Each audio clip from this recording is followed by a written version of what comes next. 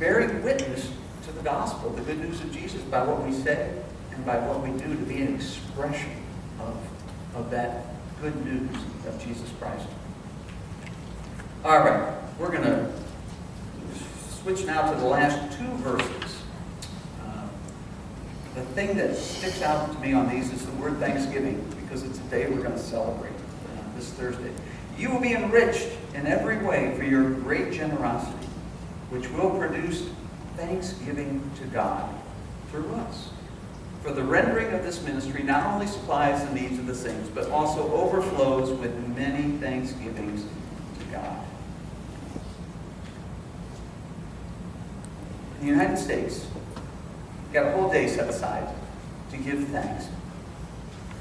One of the things that I'm concerned about in our culture is that people have forgotten who to thank. Who is the giver of every good and perfect gift? God, our Father. We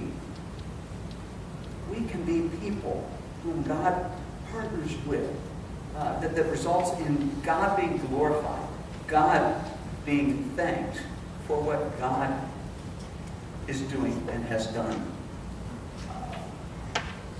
One of the things I'm going to be thankful for this week is, because I've been preaching to myself this morning, I'm going to think about all those people I can remember from Faith United Methodist in Oregon, Ohio, in the suburb of Toledo where I grew up. I'm going to be giving thanks for those, the ones whose names I can remember and the ones whom I can't, because they were partners with God in God's enterprise. And I'm going to be thankful for all the people who gave to the church during those years of growing up. And I'm going to be thankful for the privilege that I get to do the same now. And I'm going to encourage you to do the same. Maybe you didn't have the blessing of growing up in the church, but you have the opportunity to bless through serving, through giving, that we might be the church, and be the church to the poor, and be the church to those who don't know love, who don't know Christ, who do not have enough of this world's good. People's thanksgiving to God can overflow through us and through our faithfulness. Let's pray. Lord, we're so thankful for this letter that the Apostle Paul wrote.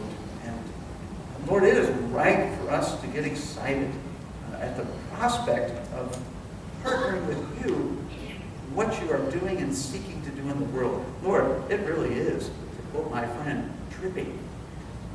We all just marvel at this. Lord, help us to be a thankful people who trust you for your provision.